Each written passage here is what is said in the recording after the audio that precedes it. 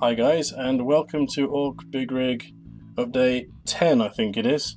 So in this video I'm going to show you what I've been working on this week, and I've actually been playing sort of Orc styrene mechanic, and I've been designing some engines. So what I want to show you is the two engines that I was able to make. Obviously out of styrene, and then I've tried to fill in some of the gaps with green stuff. They're not finished. But you get the general idea of the shape and size of them in comparison to the GW ones. So I've also tried to make it so that they're fully compatible with the GW Trukk and it's the Orc Trukk and all of its sort of exhaust pipes and everything as well. So let's have a take a look. So, caught that the wrong time, didn't I? This is the first engine I came up with. Basically, it's a V8 with all of the intakes and pistons in V configuration. Very basic, as you can see, it fits nice in my big rig cab. Just bring this in closer. Wrong way. There we go. So this bit here was sort of a knee-jerk reaction to having a load of holes like that on the back. On it. So I just basically stuck that on. That needs some work to make it look a bit more orky, or you could have it as a sort of a less orky engine that works both ways, that can have a bit of customization on it. Let me know your thoughts on that, because really there's nothing to suggest that this is particularly orky except for maybe the sort of uneven pipes and pipe work that I've done that you can see there and there. Of course, this needs wires and things on it and smaller pipes. You've got the general idea that this is where the camshaft is, and then it's powering the drive shaft there. And then there's just me gubbins around the place. So that was that one. And then, after that, I made this one. This one here is a bit flatter, as you can see. It's got a much lower where the pistons are and the air intakes, and it's got this massive air intake on the top. This isn't stuck, so it's a little bit wobbly at the moment. It keeps falling forwards. It's got two supports with the two sockets there. As you can see, and then it's got this sort of configuration on the front here, the idea being that there's a belt around maybe two timing parts, and then the main part of the engine. That's how it gets all of its timing. And then the same setup at the back with this belt going around the main sort of camshaft and the drive engine part. So just wanted to compare these to the GW engine. So as you can see, they are roughly the same height, the same length, and whether you'll notice they've got the same sort of configuration going on here at the back. The reason for that is the way that the Orc Trukk set up. I wanted to make this so that it does actually work on the Orc Trukk frame with all of the axles as well.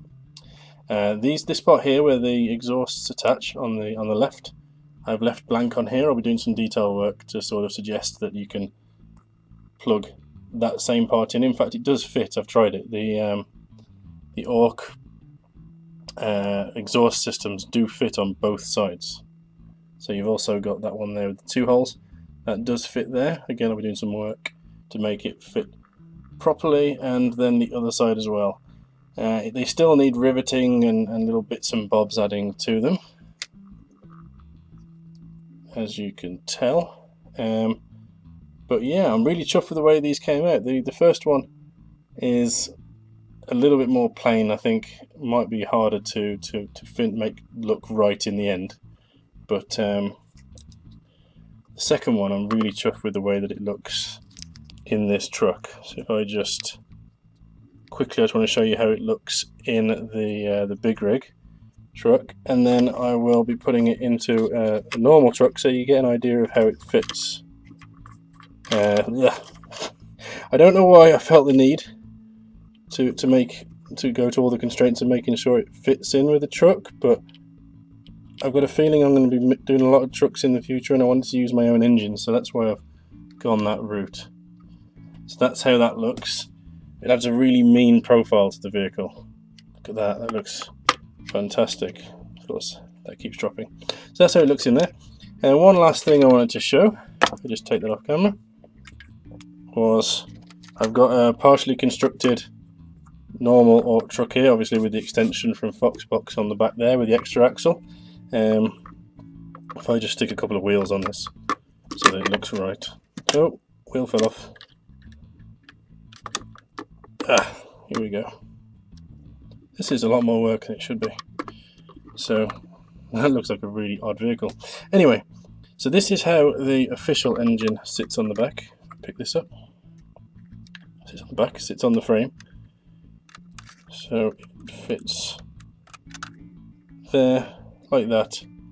And you've got the exhaust points there, and then on the other side you've got the exhaust points there that actually run off to, if I stick this on top, they run in between there and then they hook up to the bottom of this bit here. I'll quickly pop that off, stick my first engine on, so that fits there like that. Sorry for doing that off camera. That fits nicely on top like that, and then this sort of fits as normal on like that.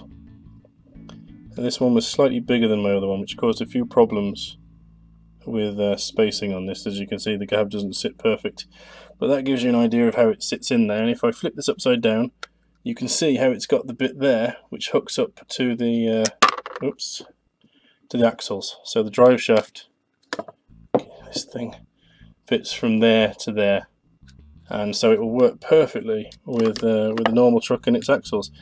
I'm just going to pull all of the wheels off this since 3 of them have fallen off. Just doing my nut in. So the last one falls apart. Same deal again. This is how it looks. It's strange seeing a truck with no wheels. It's very odd. And that sits on the top like that. So as you can see, gives it a nice mean profile from the side, and there's lots going on. And that's how that looks. And again, on the bottom here, you've got where the drive shaft will go into the first axle. I'm really chuffed with the way these turned out. They work with all of my vehicles, it seems, so that's a good start. And they work hopefully with future vehicles as well. So I'm going to try and copy this design in future ones, so I can keep on using it and maybe make more. And one thing that I'm really happy with is that I've now got a way of making these things. So I've got a design set in my head and all the measurements for designing future engines, and I know that they will definitely fit in the GW truck chassis, or frame rather, and also look really good on vehicles I'm making myself. So that's it really. I just wanted to show you what I've been working on in terms of the engines. Really chuffed with it. If you've got any suggestions at all on other engines I can make, or the designs of engine, because of course I've gone for the sort of V8 with the piston sticking up. You've got the more solid ones. I might do one like that, and then I've gone for the sort of the big 3-part intake, which is actually very Mad Max from the new film. You see, if you look at all those vehicles, you'll notice that a lot of the intakes, instead of being the sort of more moulded air intake on the top that the GW engine uses. In fact, they do have some in there. Mainly they're just using the big pipes, and it looks a lot more ramshackle when it's sort of the idea that pipes have all just been shoved together and then jammed into the top of an engine. I really like the way that looks. Anyway, I've rambled on for far too long in this video. I just wanted to show you sort of my thought process and all the different steps that I've taken in making these engines, and really hope I can make more, and then it inspires me to make more vehicles, to be honest. So that's all good. So stay well guys, and I'll see you in the next one. Cheers.